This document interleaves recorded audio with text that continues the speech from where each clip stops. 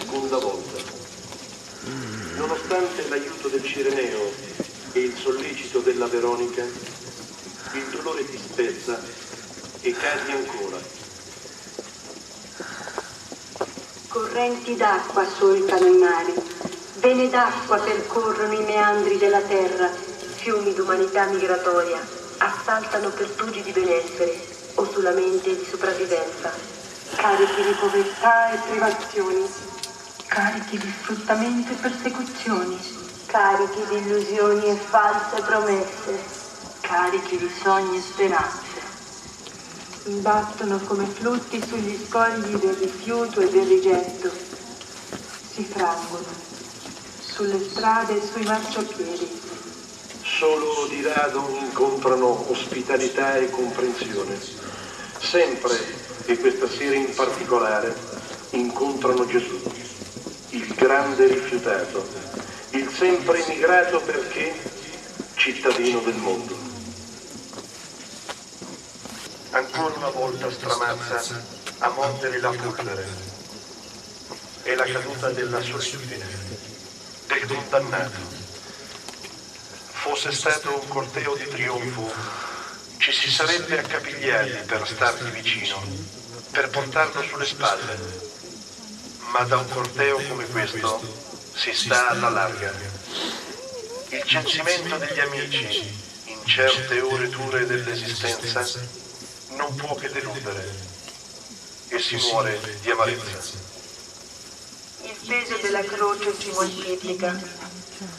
Non è più una, la croce che ti grava sulle spalle. Sono 100, 1000 infinite. Sono tutte le nostre croci. L'ora si avvicina. Sei solo di fronte al tuo destino. Il Calvario è qui. Il tuo Calvario. Tu solo lo salirai. Nessuno ti fermerà. Nessuna pietà può più fermarti. Perché tutto si compia sino all'estremo fine.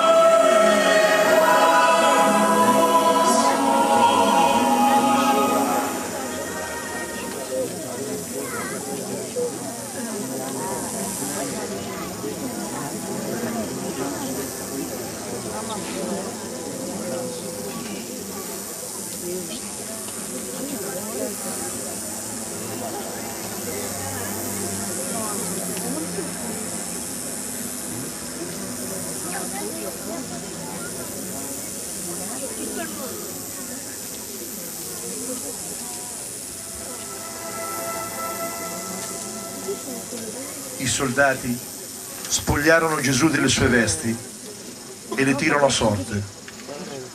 Un ulteriore sprofondamento nell'abisso dell'umiliazione. Tutto è permesso contro un condannato. Tutto è permesso con chi ha bisogno, con chi è povero, con chi è solo e indifeso. Torturarlo, ricattarlo, comprarlo e venderlo, violentarne l'intimità, esporlo alla pubblica curiosità, saccheggiarne la dignità ed il mistero. Gesù soffre in se stesso l'umiliazione di una umanità svilita e deturpata. La sorte. Non gli bastava che la sua veste ci teneva. Gliel'aveva tessuta sua madre con amore. E si sentiva da essa fasciato e accarezzato. Mani impietose gli strappano le vesti. Ora non ha più niente di suo Gesù, neppure la sua intimità. Nel suo corpo nudo, l'amore suo estremo Si disvela.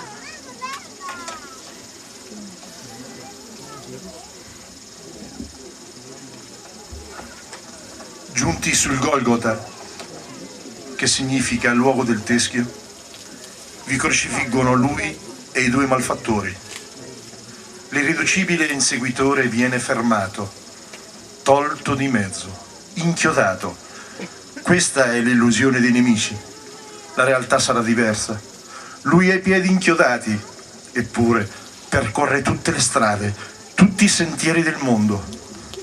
Lui ha le mani inchiodate, eppure abbraccia tutti noi, poveri fuggiaschi, in un gesto di sconfinata tenerezza. Riconosciamolo, la nostra fuga è finita, il suo amore ci ha raggiunti. Quando sarò innalzato da terra, tutti attirerò a me. sul colle di Gerusalemme è stato fermato, perché fosse a tutti e per sempre punto fisso, orientamento, conforto e consiglio. Nei tribunali all'imputato, nelle carceri al colpevole, nelle scuole a chi cerca la verità, negli ospedali all'ammalato, Sui campanili a chi vive. Nei cimiteri a chi muore. Punto fisso.